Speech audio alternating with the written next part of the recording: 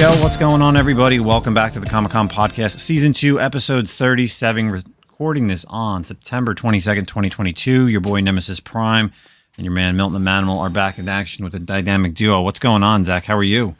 Doing good, man. It got a little warm again here. I thought we were kind of getting to like the fall weather coming up, but it feels like there's like a little heat wave coming back through El Paso down here in Texas, and it's a little hot.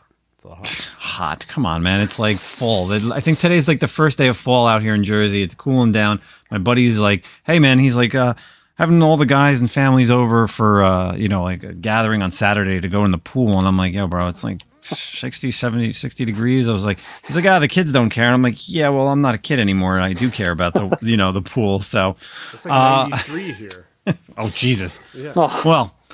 Anyway, since we're talking about the fall weather and it's cooling down, but of course we're still hot on the Comic-Con podcast, we do have a guest this week because, we like to bring in community members, of course. If you don't know, if you haven't checked us out, you could always find us on many different podcast platforms, iTunes, Google Podcasts, Spotify, and Anchor FM. But this week we have our man, Mike the Beast Bendtsen from Connecticut, man. How you doing? Great, guys. Doing very well. It's great to be on here. I've been listening to you guys from the get-go. We've met at cons. Got to meet Zach at Terrificon this year, which is awesome. Finally meet. And, it's awesome to chill out and talk comics for a little bit. Yeah, you're definitely, someone who's been in the community, who I've known for a while now over the past couple of years, seen you on the YouTube game as well. So it's really interesting that, and we appreciate you, of course, listening to us. So, all of our stories for the past year and a half that we've been doing this. And, we've seen, you and I have seen each other at both Terrificon, the comic swaps, the stuff for the Three Men in the Basement do. So, we appreciate you coming on. We're going to get to learn all about Mike and, things that he does, his type of collecting and what all he's about. So, and then, of course, we're going to do some articles and then end the show with what are we currently reading. So, Mike, how long you've been collecting, and what are your main collections that you like, characters or series? So I've probably been collecting comics probably for about 2015, 16. That's when I've been actually collecting comics and building my collections. And I try to focus on, and I'm in the process, I know we all say this, but downsizing my collection, but really focusing on, my core. And I've always been a Batman, Superman fan. So I know that's a daunting task to go far back with all those old actions and Superman's, Batman's, detectives. But those are, my top two favorite superheroes. Superman's my favorite superhero. And so I love, going back. And the fun thing about it is there's so much to collect where you can almost take it one decade at a time or one run at a time. So those are my two main DC ones. I also, Spider-Man villains, Green Goblin's my favorite Marvel villain. So I like a lot of the old Silver Age Spidey with his classic robes on the covers. And the horror stuff, Werewolf by Night, Tomb and Dracula. And, the last probably few years, I've been working on those two. And except for a few other run fillers between the two, I have almost the complete runs for those two sets, those two runs. Awesome. And my favorite superhero team, the Fantastic Four. The Dream is, the first 100. I have a good chunk post 40, because I have 49 and 50, so I have a good chunk from then on, but some nice, earlier ones sprinkled in there too. Love the Fantastic Four, Ben Grimm, one of my favorite superheroes as well. Dude, you weren't very strategic when you picked hey, who are my favorite characters to collect on? He literally picked the most expensive shit. Early Batman, early Superman, early Spider-Man, early Fantastic Four. But the fun is a rough life, bro. It's gonna be a rough life. But not just the early, but I do collect, because I also like collecting the DC rogues for Silver Age appearances and covers. So I'm a big Riddler fan. So I try to collect Riddler from, the bronze and as well. Same thing when, love Joker's my favorite supervillain. And I've been working on most of the Superman, Batman, Silver Age keys. And it's been endearing, but because of local shows like King Con, Terrificon, I've been able to not only find some of those books, but for great deals. Awesome. Yeah, you definitely can get better deals when you go to these smaller shows. And even I feel like the shops, especially, I've been to Connecticut a few times, and the shops up there, obviously you're not going to you may not find the big keys, but you can definitely hit a good chunk of what you're looking for. And like you said, collecting the decades, like if you're starting in the 90s, you get all those 90s books. All right, that's easy. 80s, easy, 70s, and then starting getting to the 60s is obviously when you start getting pricey. But yeah, like Zach said, you're definitely all over the place. You just said you started collecting in what, 2016, 2015, 2016 about? Yeah. Yeah, so you're still like a newer collector compared to like Zach and I, who have been collecting for way too many years. So you definitely have the long haul, and of course, as these books get older, these books get more expensive. So, but but you're someone like I've seen you set up, right? You set up at the 3 Men in a Basement comic swap, so that's how we talk about this also all the time. Like you go ahead and you set up at shows, you sell your books to get those bigger books and the ones that you want in your Do you also sell like you're not on Whatnot, right? I don't think you're on Whatnot now. Yeah, not currently. No, but eBay, I'm sure you're selling on eBay then if you're not doing shows, right? Yeah, and what's been nice too, speaking of eBay, one of my good friends from high school, he has an eBay store, and I was able to, we unearthed some unopened Pokemon packs from the 90s that we thought were lost in floods. This guy's a card guy now. Careful.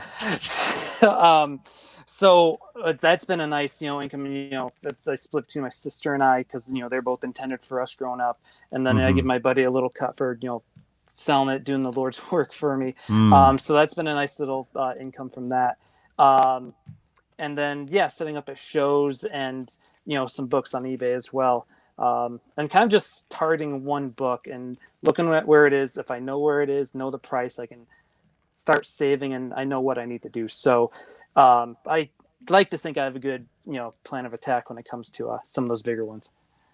Yeah, I mean, that's the way to do it. You really have to know and focus down on one, and then you don't think about the next one until that one's passed. I mean, that's the way to do it. And then, go ahead. I was going to say, and then you never know. You find books that you didn't even know you wanted, but then you see some like Terrificon. There was like some World's Finest there, and that fits.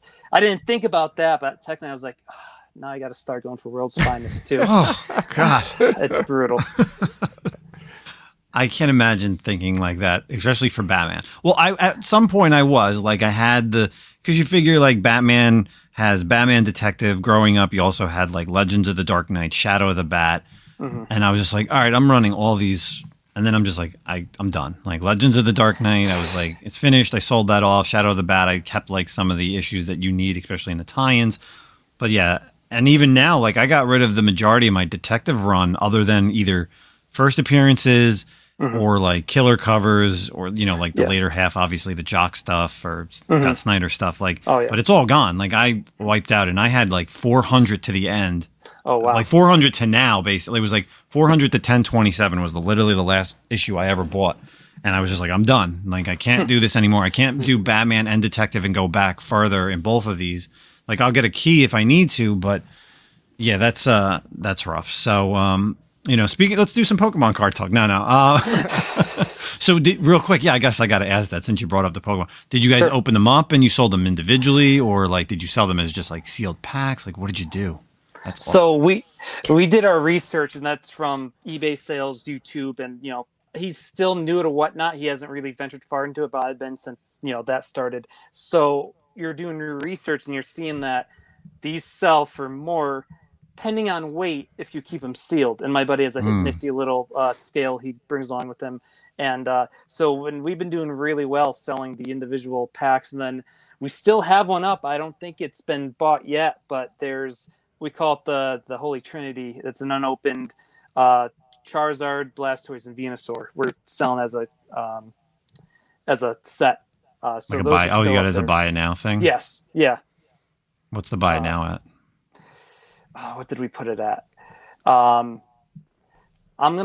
forward you that later. All right. I'm just curious. Because so like obviously again, this is always we always go off on a tangent recently. Obviously with me with the Magic. So like randomly now I like it's you. It's always you.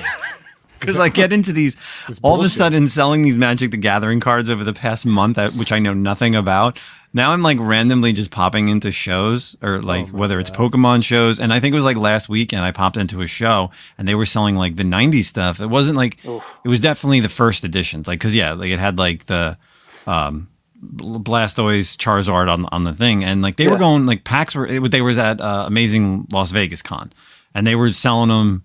And it was crazy. So like they would rip the packs, and then even the voice actress who voices Ash was there, and she was ripping the packs. And some people were asking to actually sign the cards, which was amazing. Like she actually was on Whatnot, like not on like Whatnot's especially account, like it was like my account, and I'm just doing it. And then the voice actor of the guy who sings the main song was there. I was watching that too. Yeah.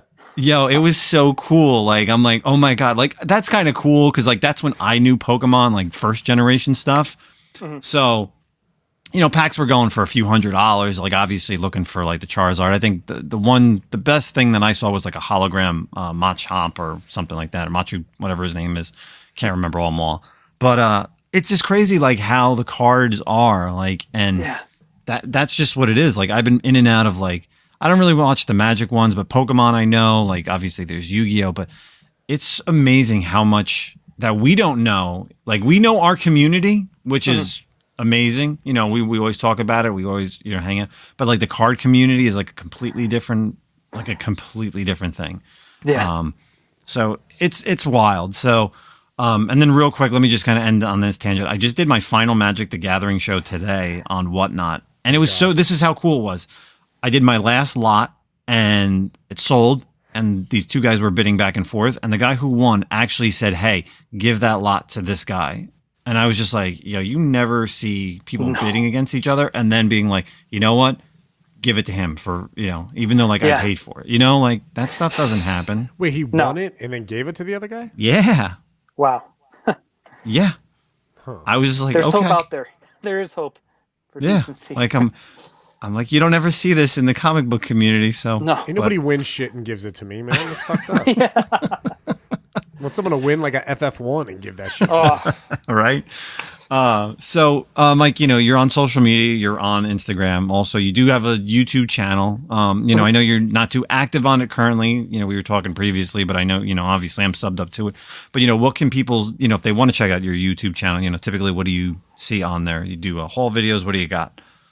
So what's nice is that I had been running it, or I have been running it since my second Terrificon. I believe it was 2016 or 17.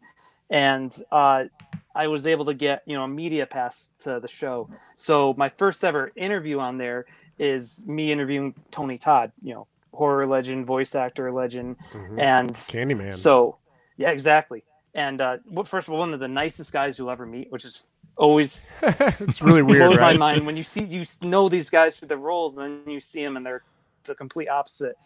So I've been able to interview him once at Terrificon, and then also, you know, I reached out to him on Twitter and I saw he was doing an off-Broadway show in Hartford, and I asked, hey, would I be able to, you know, get an interview with you before or after, if you have any time at all? If not, totally understand. And he let me do an interview with him after the show. So he sat in like the theater seat, so that was pretty cool. But I've interviewed Katrina Law, I've interviewed Sean Gunn a couple times. So there's a lot of different comic book creators. I'm fortunate to, you know, have a bunch of interviews with Jerry Ordway up there, Mitch Halleck from Terrific, who puts on Terrificon. But then so a good chunk of interviews. There's some music content because in college I was in a band, so there are a few live performances on there as well. And then I have, you know, from going to different shows, I have a few unboxing videos. I have some CGC unboxing, some haul videos from shows, the 3-man swaps. Two of the most fun ones I did was I did a complete MCU ranking with two of my buddies who I had a radio show at Southern Connecticut State University, and we did I think it was right when Falcon and the Winter Soldier finished. So we all had our rankings, and then we went to math and then had a combined list, and we did a ranking. So that was a lot of fun. And And then, being a big, Beatles fan, one of my other good friends, one of my bandmates, we did a review of the Beatles Get Back that came out last year, and that was a lot of fun geeking out about that and the Beatles. So there's a little bit of everything on there. And going ahead, I'm trying to do more kind of fun discussion-based videos too. It's just getting on a roll, but I'd love to talk about comics, movies, not as much reviews, but kind of just, discussions of that kind of thing. It's in the works. I don't want to say it's going to be out not, X date, but if all goes well, that's the plan. And I did want to add just one more quick thing. So even though I've been really into the comic collecting, not too, like 2015, I've been a fan of the comic books since a kid. My dad woke me up. I remember Saturday morning after watching Looney Tunes every week, Saturday mornings. Eventually, it was, let's try this. And it was the Iron Man show from the 90s. And growing up in the 90s, you guys know that was the best time for superhero cartoons.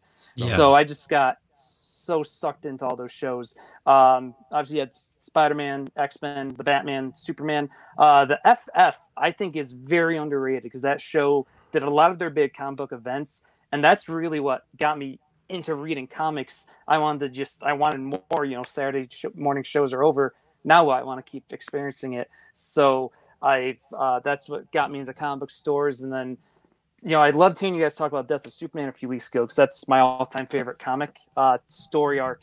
And I was born the year it came out, and my dad he had bought the issues for me to read eventually. So when I was old enough, he gave me those. So a lot of it is coming from the 90s, and then we had the Justice League animated show, and so I've been a fan since I was 4. What obviously you said you've been collecting since like 2015 and 2016. What kind of got you into comics? Like, why did it take so long? I guess because I kind of really didn't know how big that was. Like, I guess I didn't have the collecting high that we get from comics, because back then, as you can see a little bit behind me, I know bad podcasting, but I have, I was a really big Funko Pop collector. Like, it was probably unhealthy. So that took up a lot of, that's what, was a lot of my collecting was there. And when it came to comics, and I know a lot of guests on the show have said the same thing, when you get to that point in like high school, that's when you kind of drift away for a little bit. So it took one of my oldest friends, when we were home for a summer break at college, was like, "Want to go see the Avengers?" And I was like, "Yeah, why not?" And then, I had loved Dark Knight. Dark Knight's my favorite movie of all time, but I was never really into because I'm one of the typical fans who are like, "Oh, wants to see like a Thor movie or a Captain America movie." But then my buddy's like, "Oh, let's see the Avengers." So I was like, I got to watch those. I'm a completist, so I need to watch them. That's what got the wheels going again. And loved Avengers. Like, I was a freshman in college, so my initial reaction was, greatest superhero movie of all time, better than Dark Knight. That's how much I loved it. And that's what also really helped bring me back into it. And then, so there were years, I didn't know what happened in comics. So for a while, I was doing a lot of collecting and reading, trade paperbacks and graphic novels. So those were kind of my collecting during those years, along with, the plastic cocaine that's Funko Pops. Yeah, I guess everyone have their first addiction, and then they get away, and then there's always something that's bigger and better. Like, Zach knows I've gone into like this statue and custom statues, and that's expensive. Oh, and dude, no way. Yeah. There's just way too much. And I mean, literally, for the cost of one statue, I probably could buy like like a good, I don't know, maybe a year's worth of weekly comic books, or at least one, or a key Batman book. Yeah. But I'm just like, I want this thing to sit here and just look cool forever. I hear you, and not go up in value by much. But also really got me, I started to appreciate the art more. You look at those covers, and I think that's the main thing. It's just, you see these covers, especially silver, bronze, and if you're lucky enough to have gold, golden ages. Nothing beats the art from the golden age to the bronze age. And then when I discovered CGC, I'm like, these present even better. So I just kind of got addicted to the covers, and Jack Kirby's my favorite of all time, and just nothing beats a classic Kirby cover. That's cool, man. Yeah, it's the hobby takes you everywhere. That's the thing. It's like it always starts in one place, and it's the snowball, like you said. Like, oh, I didn't know I needed to get World's Finest, and now I got to do that shit too. Or like Funko Pops or Magic the Gathering for Justin, and yeah, it's. I don't know. It's a great hobby. It provides so many different things to do, and you can go whichever way you want. And we talk about it all the time. There's no right way to do this hobby. There's only one wrong way, and that's to screw people over, really. But the hobby just provides you like whatever outlet. I mean, I've been lucky. I don't fall down the rabbit holes because I'm just a reader. I don't really care about art or like the visuals or anything. I mean, I've fallen down the rabbit hole in terms of like CGC a little bit and getting like key books, like my X-Men stuff and Ghost Rider and whatnot, but tried the statue game, but just like Justin said, he just spent all this money on a statue that took me a year to get, and it was badass, and it just sat there, and then I just kept looked at it, and I was like, yeah, that's cool, I guess, and then I didn't really look at it any longer, so I was like, let's just get rid of this and buy something else. So like, it's funny, is it bad that now you see, or even you see how much something goes for, like why are people spending that much? And my first thought is, that's a really nice silver golden age book right there. Right. So, yeah. Right. Yeah. So, cater to what you like. So, question for you, Matt, Mike. Do you obviously you said you were in a band? Are you still doing the band stuff? Like, do you still play, or what did you play? Are you guitarist, singer, saxophone? I wish. I've been playing guitar since I was 12, and that's been the ultimate stress reliever. So, to answer, I do still play, even if I just need 5 minutes to an hour just to sit out acoustic guitar, a song that's stuck in my head. If I don't know it, I'll look up the chords, or if it's one of my favorite songs, and it's just that awesome feeling of just strumming, playing, making music. Even though my initials are the same as Michael Bublé, I'll never claim that I have a voice like Michael Bublé. But I do sing, because in high school, when I started, getting really into, performing or wanting to perform, everyone was, and their mother was a guitar player, and it was so hard to find. And especially with singing, you really need a singer that, is what you want to do. Like, you can find a bassist and they might not have the same, there's really only with bass and drums, there's only one, like,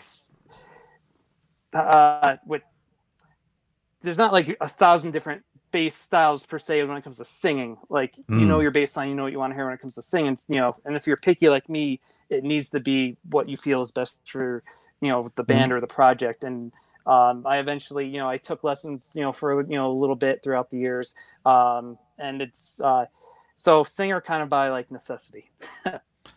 What did you guys play? We did, throughout mostly classic rock with some indie folk, and then I'm a sucker for acoustic stuff. So if I can break out an acoustic song, in the middle of a set, I'll do that. Nice.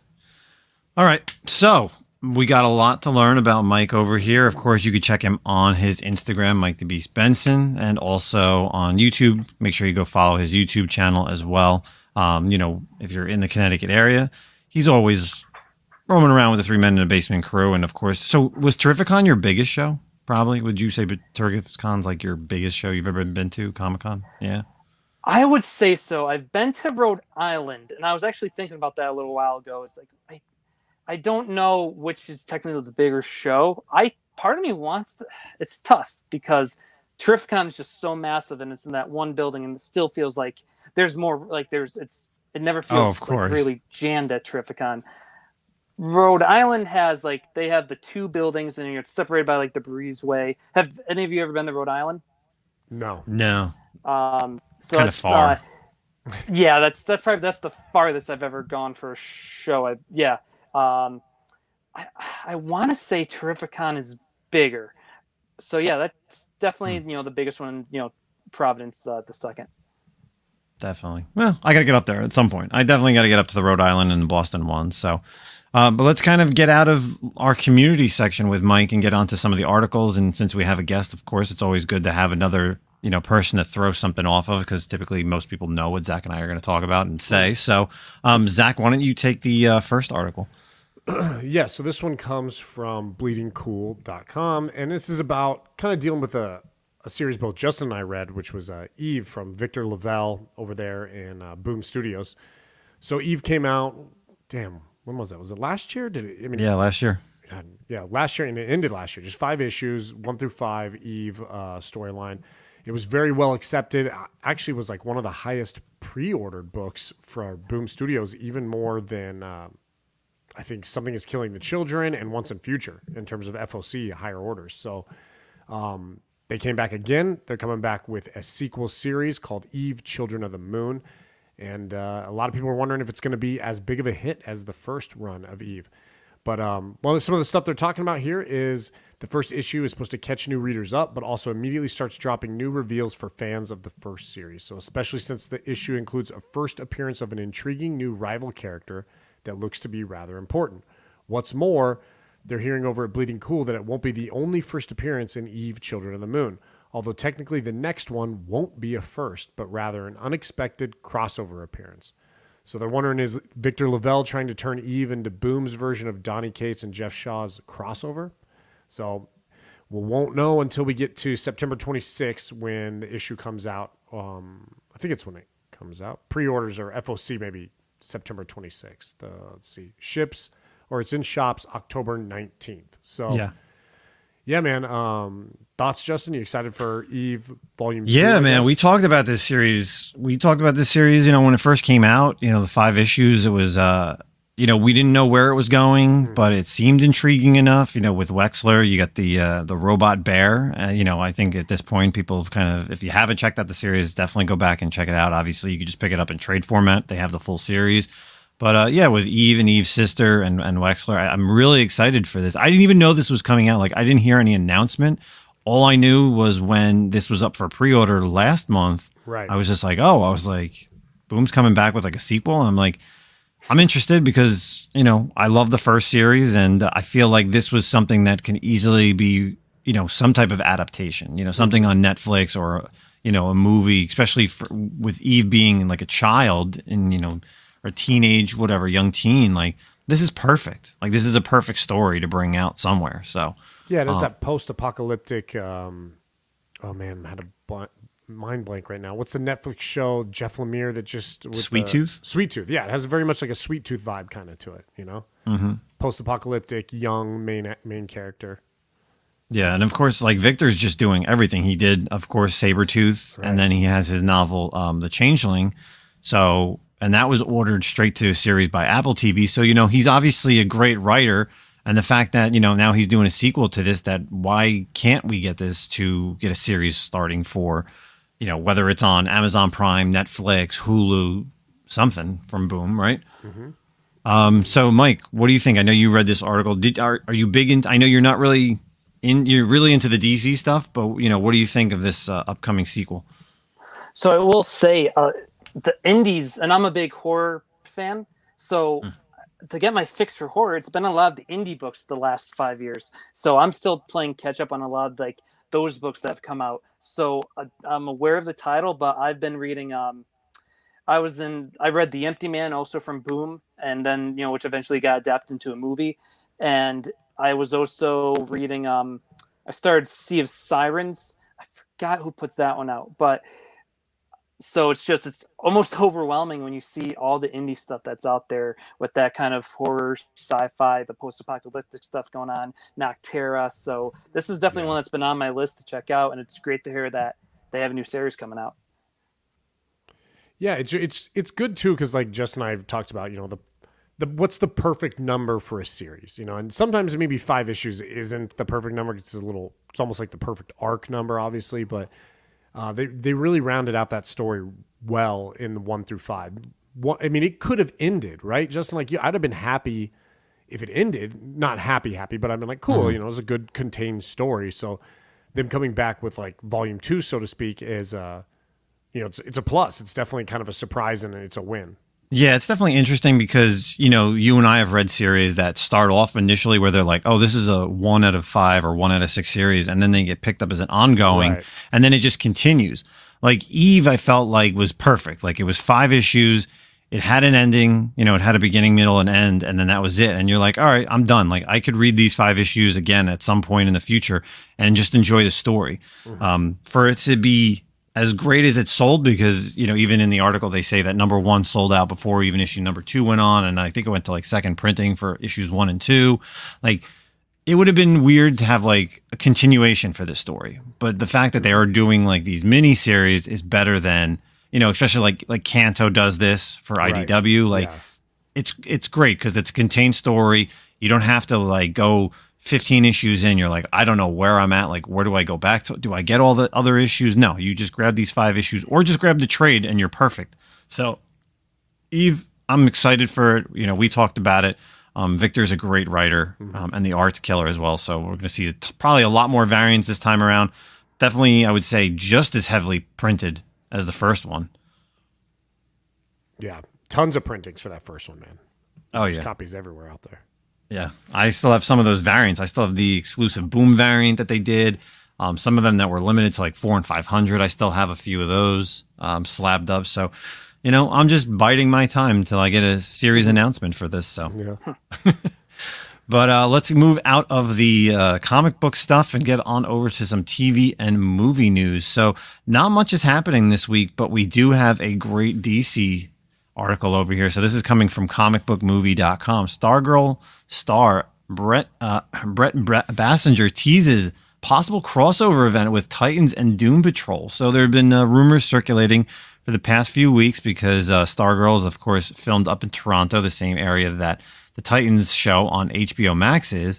And there's a little post that she did over on Twitter saying, "Oh my God, so crazy running into my friends in Toronto. Such a crazy coincidence." And it's the actor who plays Beast Boy. So now, following this, it looks like that we're going to be having Stargirl coming on to Titan Season 4, which kind of puts her in that universe, because that was something that I've kind of wondered where we are in Stargirl's universe for the past 2 seasons, because we're on Season 3. But of course, Ryan Potter, who plays Beast Boy, and also the picture has Jeff Johns, you know, executive producer, of course, huge name in the DC universe.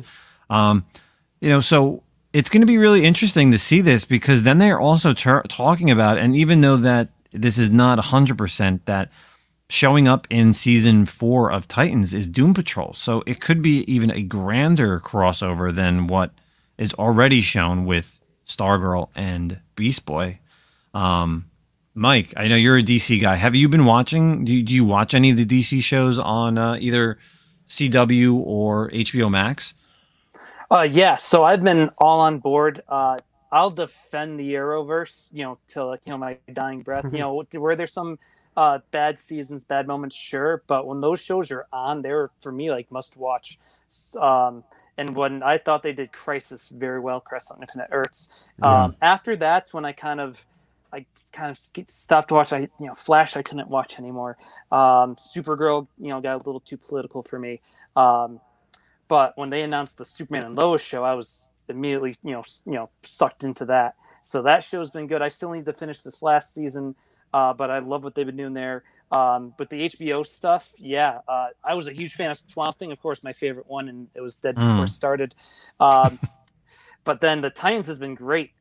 And I never really knew much about the Titans growing up, other than like Nightwing and, you know, Deathstroke was their big, they're one of their big bads. So kind of got me to go back and read some of the back issues for the Perez and Wolfman run. So I've been enjoying that show.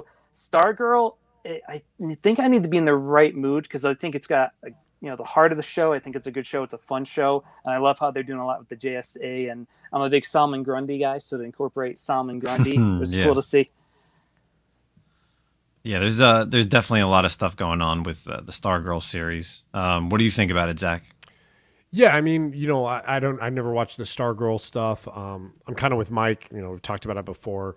I was a big Arrowverse fan too, and once Crisis was done, I was pretty much done. I do like Titans a lot. I think we talked about it when we did like a season 3 review. Sometimes Titans struggles, I feel like, with a long narrative that just doesn't make sense, and plot lines.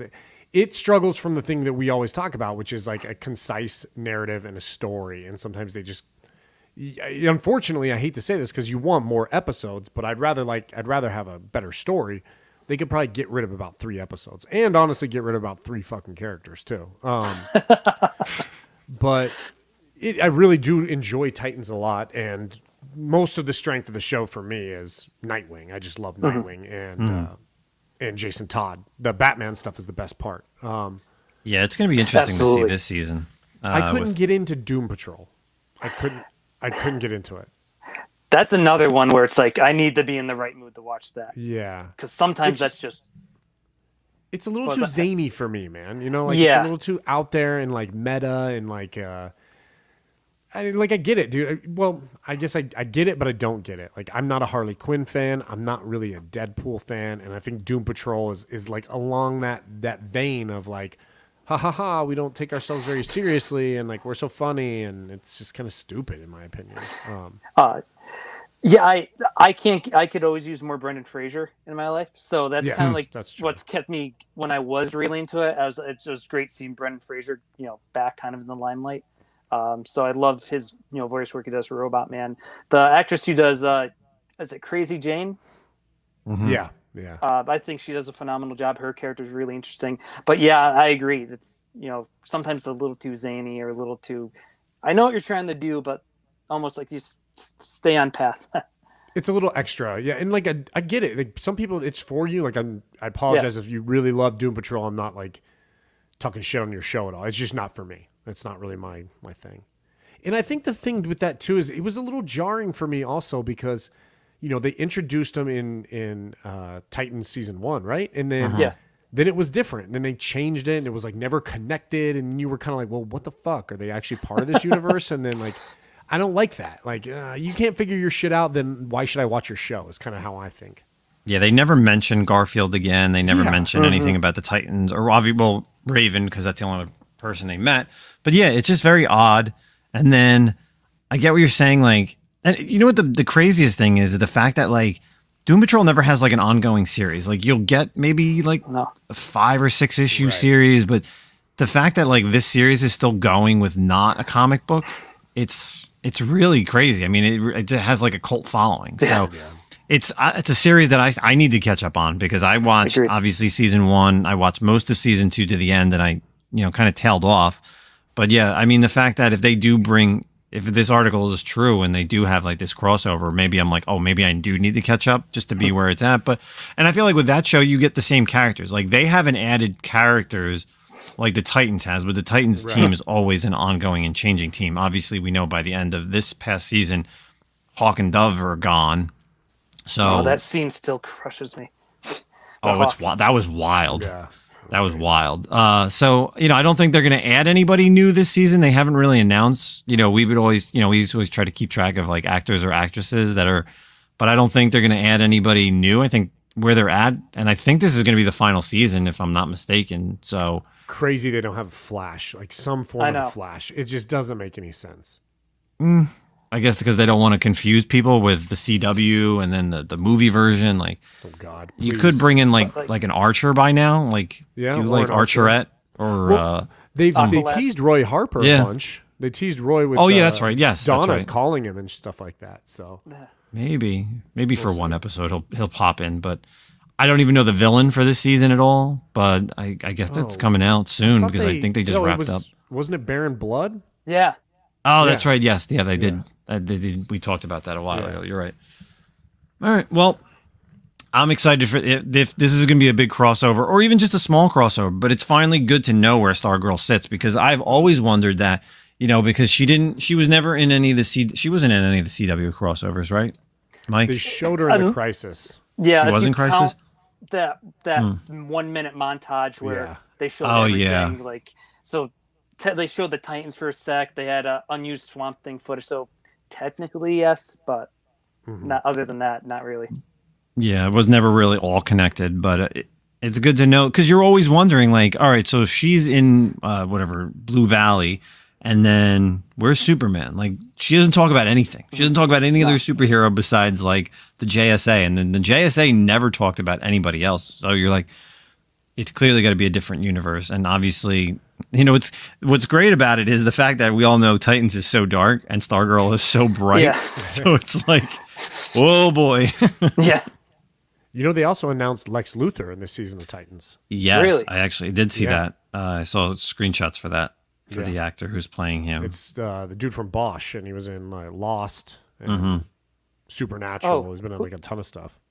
Who from Lost? The Man in Black, the bad guy. Oh, when him. the smoke monster gets his body. Yeah. That's on paper. That looks like a perfect casting. I'm looking at a picture of him right now with the he's got like a beard and a bald head. It looks like a good Lex Luthor, man. Yeah, he definitely looks better than the one from Supergirl, I think. I didn't mind Cryer. I thought he did a John Cryer, job. Yeah. I did too. He's a good actor. Oh yeah, he's a good actor. It was just I just couldn't picture him as like Lex. And I agree with you, Mike, on the after Crisis, like when Supergirl got really political, I was just like, God, let me just get through this series. Like I was just I was like skimming the seasons just to finish it off. It was so horrible. Yeah, every season of Supergirl was just like a hardcore push of like feminism, and then they, and like, not to say I'm against any of these political movements or whatever, but they bring in the trans actor and the character, and then they were really pushing like the relationship between the sister and whoever the hell she was dating every goddamn season. She had a new girlfriend every fucking season. It was like, I don't care who it is. Like, fuck, man. Like, they're not going to be around next season. Who does it matter? They built that up, and that was like the whole arc, like her story, that whole season. Yeah. And like, I can't remember what she just got upset and left. Like, yes, dude, so much time. It was so stupid. I think she had like 3 girlfriends in one season too, and it was just like, what? Like, it was like they couldn't come up with ideas for her character. And then they just, speaking about Supergirl, it's like there were so many missed opportunities. Like they never did enough with Martian Manhunter. Even when they had Miss Martian too, that got like, kind of like thrown away. The Mon-El stuff was dope, and that didn't really go anywhere. Yeah, dude, I don't. They had cool people that showed up every now and then. Yeah. But it was just, it was like one-offs, and you're just like, you could literally use these more for main villains, but of course it's always kind of brings it back to Lex and then like his sister and that whole thing and just everything that they were doing in like the final seasons. And I'm just like, oh God, I just want this to end so I could stop watching this and recording it every week and taking up room on my DVR. The shit with Lena Luthor and Kara it literally felt like just you plagiarized and ripped off Smallville. It was the same shit. It was the exact same shit they did in Smallville. We're like, oh, Lex and Clark are friends, and how can they be enemies and friends, and back and forth and back and forth. It was like, yeah, I saw this. I saw 10 seasons of Smallville with this bullshit. Like, no, dude. And they pulled a lot of classic Superman, Supergirl villains. Like you got like in some deep cuts like Livewire, Silver Banshee, Parasite, Metallo. They Mixel-Pitalik. They used him, and then I'll defend the musical crossover too. I'm a fan of musical theater as well, and all those actors could sing, and right. I Why enjoyed not do that? Yeah. So those were fun. Like that show, it used to be fun, and then that after Crisis. Red Tornado too. Then they brought in Red Tornado for a while, and he was like just a robot villain, like throwaway. Like the fun, man. Yeah, that early stuff was great, and it just it got too political, and it got over, and that's why obviously it's no longer part of it. But we're winding down on the Arrowverse stuff. It's basically just a Flash, and then that's it. Naomi only lasted a season, so Supergirl and Lois, Superman and Lois has been amazing. I'm sure you're really enjoying it, Mike. So absolutely. But let's kind of wrap up on this, crossover talk for Titans. So be sure to check out Titans later on this year, coming on HBO Max. You're going to see Stargirl in there and a possible big old crossover again with the Doom Patrol. But of course, let's end our show with what do we always end our show with what are we currently reading for this week? So Zach, I know there is an absolute plethora of X-Men titles, and I'm sure you're going to be picking something on the X-Men things, but what are you currently reading there, Zach? So, shout out, I guess, honorable mention, and I say this I feel like it's an honorable mention every week that it comes out, but if you aren't reading this, if you aren't listening to us, then why the fuck are you even listening to us? Because you must be reading Batman the Knight by Chip Zdarsky. It is so good, dude. It is so good. And I think I had to actually even correct myself because I think, Justin, when we talked about this early in maybe it was like issue 3 or 4 when Anton showed up and we were talking about it, is that Ghostmaker? And I think I said it wasn't Ghostmaker, but it does look like it is Ghostmaker. So I just love this series. I love Chip Zdarsky right now. He can't do anything wrong at this point in writing. Super always surprised by how much I like this series, because I was hesitant to pick it up at first because it's like, do I need another mini series about the origin of Batman? You know, it's not to downplay. I love me some Batman, but goddamn, we've done this a million times. But this is something different. This is something completely different. It's so good. Issue 9's getting into like the Ra's al Ghul stuff, Talia al Ghul, first meetings between like Bruce and Ghostmaker and League of Assassins, and we got one more issue. And I'm sad to say we only have one more issue. Like usually, like we said, I like to wrap up the stories, but I wish this was 12 issues and not 10, because I don't know if one more issue is enough for me. Yeah, it's gonna be weird how it's gonna end. Like it's got to be a big, feels rushed, right? Kind of. Yeah, a little bit. Or it could be like a 64 page. I don't know. Like, I don't think 30 pages, 30 pages is gonna do it for the next issue. So. Right, it really felt like it was going to wrap up with like, he gets back to Gotham and final page is him in the bat suit, first day on the job as Batman. I mean, that's kind of what it's been leading up to. So, so great. Pick it up. You're going to have one more issue, so catch up before the end next month. My pick of the week, though, is, you're right, it is going to be an X-Men book. It is first issue of like a new, maybe like a 5-issue series probably, because that's kind of what they're doing. It's Exterminators by Williams. I don't know. Exterminators is kind of a deep cut for any X-Men people. Like there's an original old school 90s Marvel, or maybe it's even 80s 4-issue series of Exterminators. But this is kind of like, it's got like Murder World or like arcade Murder World vibes to it. Main characters, you got Jubilee, Dazzler, Boom Boom, and then X-23 shows up at the end. So really cool issue. Lots of cursing, lots of blood. Kind of adult. I thought it was really fun. I love all of these characters. It's just a really, really fun kind of like different X-Men title that doesn't really deal with the X-Men universe, but really, really enjoyed that. So that's my pick of the week. Exterminators #1. Nice. Mike, what are you currently reading? So, like I mentioned, how when I was away from comics, and ever since I got back, I've been reading more back issues to catch up, and there's so many classic stories I still haven't run. So for an honorable mention, I did want to say I started reading Batman, Superman, Action, and Detective post-Crisis, because I've read The Death of Superman, I've read Nightfall, but I've never read a lot of that stuff leading up to those. So I kind of said, I've read Crisis, that's a good point to start, and it's cool getting all the different takes, they're in continuity, seeing the different creators and writers work on those. And then I think for my pick of the week, and one of my favorite, I think my favorite newer comic book character that's been created over the last few years is the Batman Who Laughs.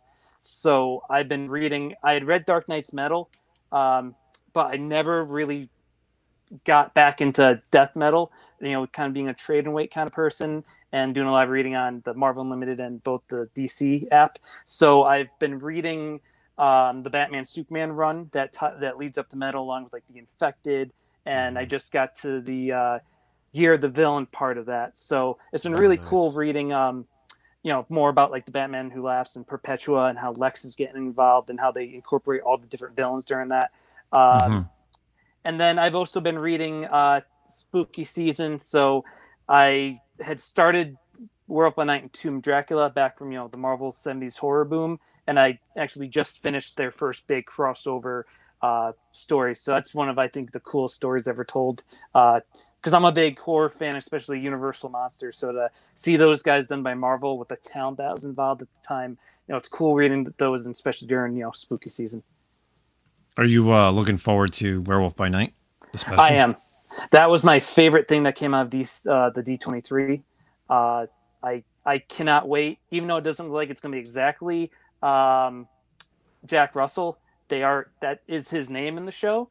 So I'm curious. I'm excited to see how they're going to do their take on Jack Russell. But I just got such universal, 1930s, 40s horror vibe from that. And the Man-Thing caught me off guard. I know Lords and, Mikey's, that you guys have been talking about Man-Thing and all those key books, but I wasn't expecting that. So to see Man-Thing show up, and I can't wait. That's what, 3 weeks away?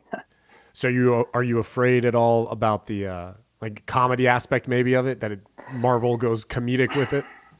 That is probably my biggest concern, because, Right.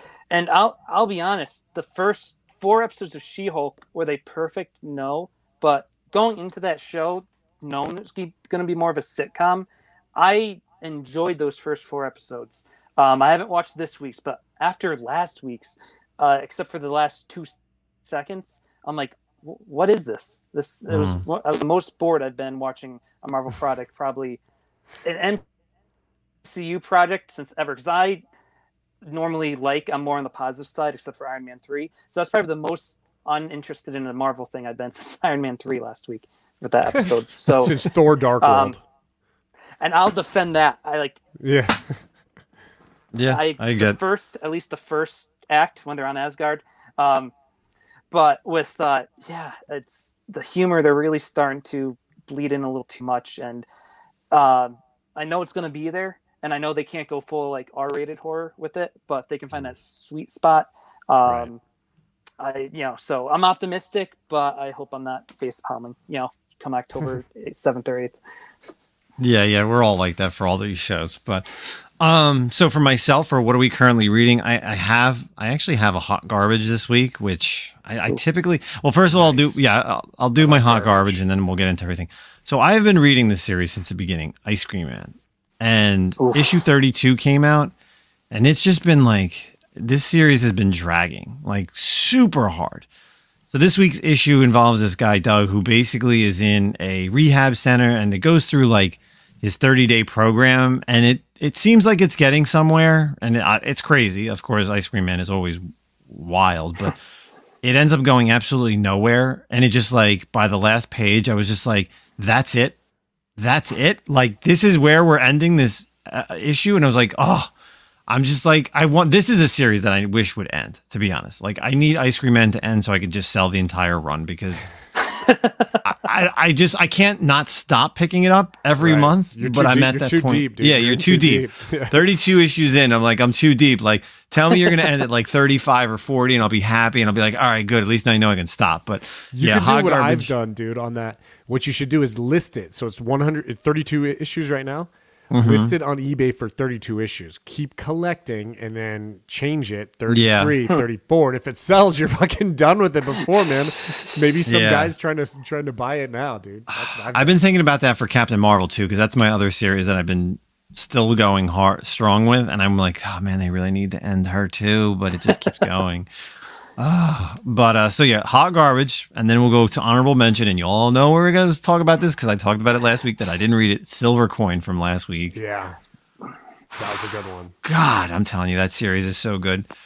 Oh my God. Is it going to end at 15? I don't know, man, but the writer for 15 or this past issue, again, they bring in, like, you see things from past issues, like obviously the Covenant guy, and then you just see so much wild and crazy stuff, and then just the reveal at the end is just bananas. Like, I love Silver Coin, and I wish this is how Ice Cream Man was in the beginning. Like, it was freaky and creepy, and then it's just gotten too like but Silver Coin is definitely my number one horror my number one horror pick. And I meant to ask you, what'd you think about, I meant to text you about this, about all this was issue 14, right? Yeah. Yes. Like the COVID stuff. Oh my God. So that was really interesting. That's what I didn't really get to, but yeah. So this was like the first issue that actually involved, because it starts in 2020, right? It starts like March or something. And like they're putting on the mask. Yeah. They're quarantined together. They're putting on the mask. They're talking about the politics a little bit, like it's not going to last this long, but I thought it was funny. Like, it was very interesting. And how, like, the girl goes and, like, she's like, oh, I'm going to go and be like, I'm going to go to these rallies, this and that. An activist. Yeah. Yeah. Oh my God. Yeah. You and I know, really thoroughly enjoyed this issue, but, go ahead. Thanks to you. I was going to say, I picked up the graphic novel, the first volume, and that is, being a horror fan, that first volume, really cool, and I've been meaning to pick up the following one, because they crushed it with that first volume. Yeah, Silver Coin is amazing. So, and then my pick of the week, which is surprisingly another It's another horror book, Stuff of Nightmares from Boom Studios, from R.L. Stine. Newbie, I know you're listening, so just so you know that it's not as scary as you think when you talked about it on your show. So again, another creepy tales. Like if you all know the Goosebump stories from R.L. Stine, same thing, man. This is just there's the person in the beginning who basically talks about he's the Nightmare Keeper. He talks about he's got this house and he's got all these things in it, kind of similar to the Crypt Keeper. I was just gonna say, yeah.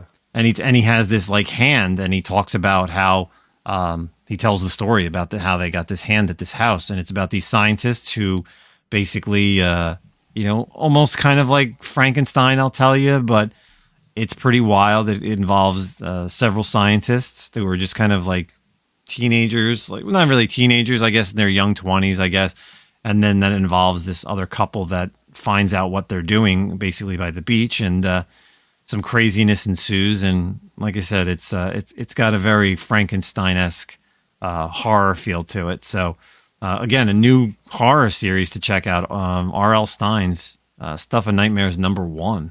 Dude, I didn't know he was still alive. I didn't know either. I felt like, and I don't mean that like disparagingly. I actually thought I read or heard that he died, and that was sad. I'm glad he's not dead. Thank you, R.L. Stine, for still being alive. Going back to Man Thing. Did you read his Man Thing run that probably came out? I think that was 2016ish, 2017. It went under the radar. No one talked about it. Wow. But it was a different take on Man Thing, and it was coming from R.L. Stine. So if you haven't checked it out, I definitely recommend it. Dude, what does that guy even look like? I'm gonna look up what he looks like. Well, so I have an announcement, and I knew I probably should have did this earlier, but this is a great thing, and Zach doesn't know about this, neither does Mike, and there's a lot of people that don't know about this because I couldn't find any article. So I was I checked out after a Whatnot sale last night. I checked out Sands Group Collectibles over on YouTube. He was doing a charity auction. Our buddy Matt X Last Level Comics, as well as his wife was on there, and some other people. They were doing a charity auction, and Trish Faulkner was on there, and she divulged some information of her upcoming series, a sequel to Stray Dogs, and I love it. No, ready? No, are you ready? It's called Feral, and it's cats. Yeah, no way. I thought it was gonna be Stray Cats, but no. So hear this. So of course it's coming out. There's no information. She only showed off the cover for issue 1. Obviously, it's her. Tony Fleeks is back, and all that she said was, "It's Walking Dead meets the Aristocrats." Okay. And y'all know what we talked about. What did we? I think Stray Dogs was tagged as Silence of the Lambs meets Lady and the Tramp, if I'm not mistaken. Yeah. So I'm telling you, man, I'm excited for Feral. I'm already ready. I'm not buying into all the different variants, which I'd probably say that now, but be a million. I probably will. Yeah, so next, but Lightning not can't even strike anywhere. Twice. Lightning can't strike twice with like the variants. I mean, I bet the story's again, good. No, I get it, and I'm sure there's going to be a lot of printings for this. But Feral coming out next year from Image Comics. Good no solicitations, nothing as far as articles. She just said it on the show last night, so be on the lookout for when Feral comes out. You heard it right here first on the podcast. If you didn't watch Sands' auction, if you did, you heard it here second. Yeah.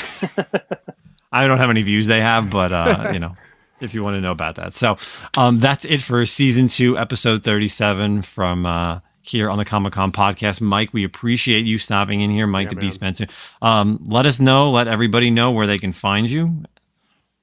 Sure. So yeah, Mike the Beast Bendtsen Comics on Instagram and YouTube.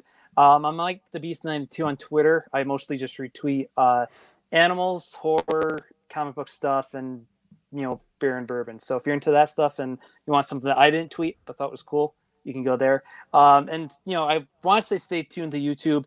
If you haven't checked it out yet, there is a good back catalog of interviews, unboxings, other kind of random fun stuff. And I do plan on launching that back up. I have some fun ideas for like rankings, discussions, and so I plan to do more of that in the coming in the future. But thank you guys for having me on. This is a blast. This is such a great community, and to be a part of, one of the podcasts that I listen to, on a weekly basis, where I drive a lot for work. It's great to be on here, talk to you guys, and just shout out to everyone in the community.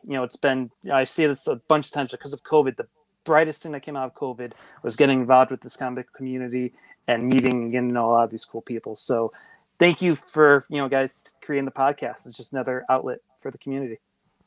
Yeah, we appreciate, we talked about it at Terrificon, as far as coming on, and, we were like, yeah, man, we were like, come on in, we obviously, you and I have known each other for a while. You're someone who I've seen and obviously, continue to follow on both YouTube and Instagram. And you're definitely, we don't mind if you could be the smallest person on YouTube and Instagram, or you could be the biggest person on, Instagram and YouTube, but we'll have you on here on the podcast. We don't care, whatever it is. You could have 50 subscribers.